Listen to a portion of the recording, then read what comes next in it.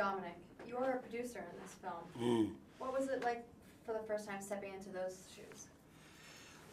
The whole producing thing is interesting to me. You know, I'm fascinated by the business of making films and how that happens.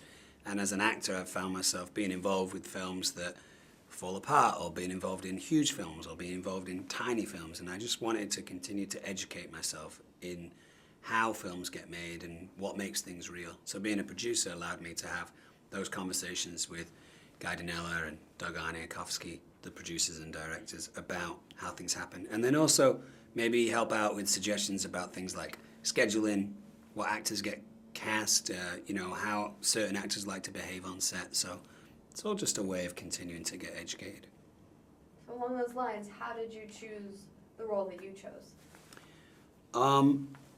So the script got sent to my agent, and then Guy Dinella and Doug and Luke Passmore, who wrote it, wanted to meet me. So I read the script, and then we sat down, and they essentially, you know, kind of pitched me this idea of Rick being this, you know, leader of a gang who's a little bit of a curmudgeon and a little grumpy. And I had asked if I could play him as someone who comes from the United States, because it was important for me to try and do that. And that was probably my biggest challenge in the film, was coming across as someone genuinely from North America. And they said, yeah, we'd be really excited by that. And that was kind of the reason why I started doing it. I like that. That was the most difficult part. Were any of the scenes that were very intense difficult to film?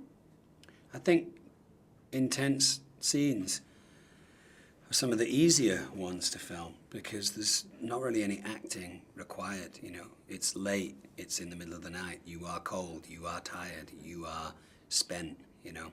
That stuff's easier than trying to fabricate an emotion that's not happening. So, you know, in the times where you're supposed to be scared and cold and, you know, just want to lie down, a lot of times we actually would be, you know. So I think that those are the reasons why the film feels quite authentic, you know. I mean, I always say to people about this film, like, it's real. There is a sense of realness about it. It's not a Hollywood version of a post-apocalyptic world. It is a slice of life of a post-apocalyptic world.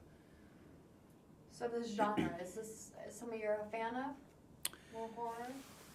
I wouldn't say necessarily horror is my favorite genre. I mean, there are horror films that I think are fantastic. The Exorcist, Nightmare on Elm Street, the original Halloween, Let the Right One In, the original Saw.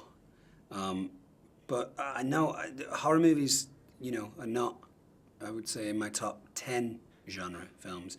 This felt more like a kind of thriller character piece.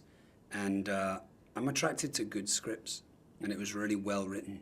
So the genre just kind of washed over me. It happened to be a really nice look at these 5 characters and how they interact with each other.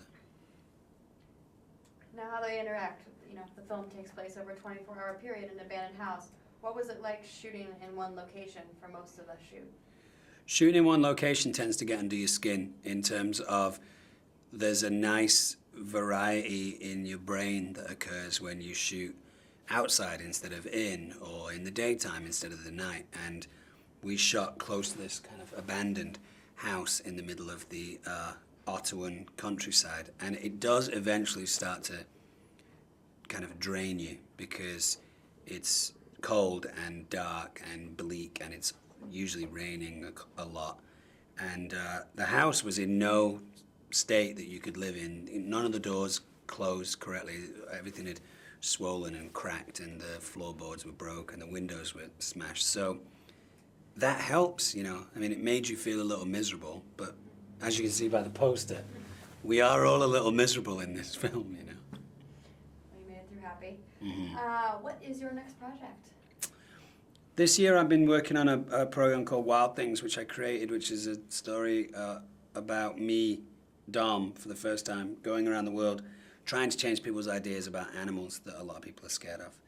Spiders, snakes, scorpions, ants, bees, wasps, things like that. I'm fascinated by the natural world, and I like kind of the underdog, and those animals tend to have these very heavy kind of myths attached to them, and a lot of them just simply aren't true. So I wanted to show people that in the same way that you can have a profound, fun interaction with a dog or a cat or a rabbit. You can also do that with a scorpion or a snake or a spider.